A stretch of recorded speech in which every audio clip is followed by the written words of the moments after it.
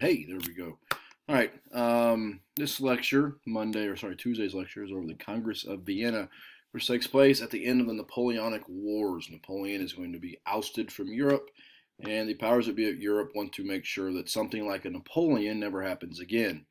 One of the key aspects is a balance of power as we go through this lecture here today. Okay, there's no notes to take. This will be posted on Edpuzzle, so do pay attention to it. Make sure you watch it and we go from there. Okay, so who's the key guy? The number one guy at the Congress of Vienna, the main man is Clemens von Metternich of Austria. They're in the center of Europe. He is joined by people from Britain, Russia, Prussia, and France. We've talked a little bit about the czars. We'll talk more about the czars later with World War One. We don't get into a lot of Prussia. We will a little bit later this week as the Franco-Prussian Wars take place with the becoming of the German nation there in the 1870s. The foreign minister of Britain was there. We've talked plenty about Britain. You guys know where Britain's at. And then France, which is in a little bit of upheaval because Napoleon is gone. They're represented by the foreign minister, Charles Maurice de Talleyrand. Oh, yeah, look at that guy. I have no idea why he was invited. Somebody's going to be from France, though. Okay. What do we want to get done? What are the key principles at Vienna? Metternich has three goals. Number one, make sure France is surrounded by stronger countries.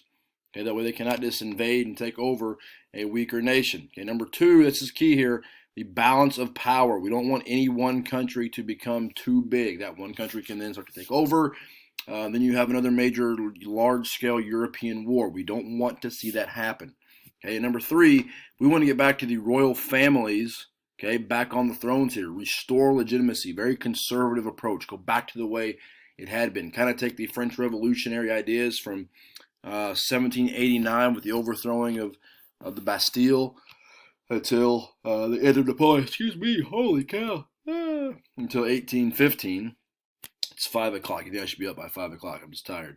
By 1815, that 20-year period, they want to go back to the way it was in 1788. Restore those old legitimate lines, the way it had been done, the royal families. Okay, go back to before the French Revolution. This is one of the things they talk about here. Okay, go back to the way it was. Balance of power, a new map of Europe, which we'll show here in just a minute. The Congress of Vienna in 1815, peace after Napoleon, and then restore the kings to their power. Here's a picture towards World War I, towards late 1800s, of some of these great aristocratic leaders of these nations. Look at these Prussians and these Austrians here, man. Fantastic mustaches and beards. I am totally jealous. That's crazy. Look, I've grown my hair out for 2 weeks, longest it's been like 8 years, and I still can't do that if I had 8 more years. That's awesome look they got going on there. Anyway, what's the real changes that happened at Vienna? France loses all the territory Napoleon conquered. It is all taken away. Okay, we take the Dutch and the Austrian Netherlands, which is located to the north east of France, and we make it the Netherlands, giving it a strong country nearby. Okay, the broken and fragile German Confederation, which has been destroyed and war-torn from the 30 Years' War of the 1600s. We need to make it more of a stronger nation there to the straight east of France. So we make the Germanic Confederation, which includes some of Prussia. Excuse me, my goodness, I apologize. Okay. This is like you guys in first period who have had me. I start yawning for no reason. I'm wide awake and energetic, but I'm yawning as well. I should start drinking coffee. It's 5 o'clock. Why not?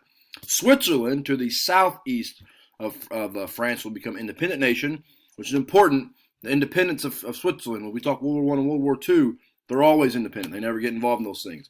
And then Sardinia is strengthened by adding Genoa, which is located in the sea there to the south of France, between France and Italy. Okay, so here's your Germanic Confederation. Get all these broken up pieces here. We're going to make the Netherlands nice and strong. We're going to have some of Prussia here in the pink. That red line kind of following my mouse. That's about what we're looking at, is the Germanic Confederation. Okay, here it is, a better look at it. That pink, reddish pink line. There's your Netherlands. We've now got a strong country straight east of France. We've added Genoa to Sicily, or to Sardinia, excuse me. We've added Genoa to Sardinia. We've got Switzerland. They've now got stronger nations all around France. That's the idea.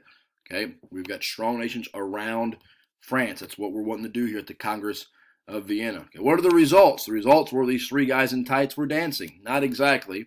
That's kind of the idea here. The concert of Vienna, the Congress of Vienna, they're dancing together. A concert, your dance. We talked about that a little bit last week. Okay, they went easy on France for one reason. They don't want revenge. All right, keep that in mind if we talk about a major war 100 years from 1815. We talk about that peace conference at the end of it there in Paris at the end of World War I. They go easy on France so they don't want revenge. The exact opposite is going to happen to Germany at the end of World War I. And as we all know, we have 2 world wars. There's kind of a reason. Okay, they give up their conquered territories. Previous borders are maintained. They don't lose any territory prior to Napoleon. That's very important. Okay, no country in Europe can now easily overpower another. It is fair enough for countries not to hold a grudge, and this peace that they develop is going to last almost 4 decades. It'll end with the Crimean War of the 1850s between France, Britain, and Russia, which ushers Russia into the industrial age with large-scale changes, which will feed us into World War I. We'll get to that stuff later. Okay, and the world peace we're going to see for the next 100 years. This is unprecedented in the history of Europe, with this 100 years of relative peace between all the major powers. And it's all begun here at the Congress of Vienna. This is a very important moment in European history. Here's a cartoon. Okay, got it again. Oh my gosh, I'm sorry. Here's a cartoon. Look at this dancing gypsy coming here. Who is that guy? Look at his hat up here. That's a French guy who's coming off of Elba Island. See right there? Elba Island.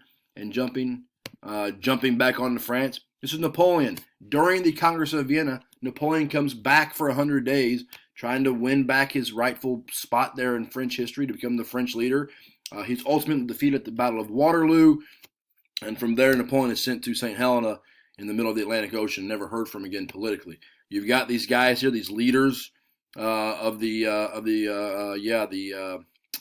Congress of Vienna, with the globe in front of them. That's what we're depicting here.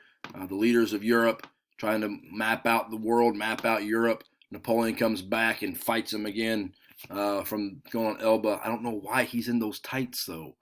Why would you put a man in such an outfit? I don't know. That's, golly, what a look, I tell you.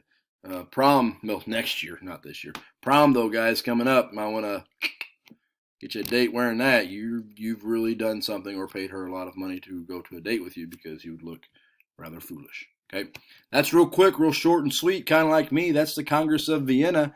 You'll have an Ed puzzle here today. You'll also have a short reading and an assignment on Monday or on Tuesday, and we'll go from there. All right, gang. We'll talk to you soon. Bye bye.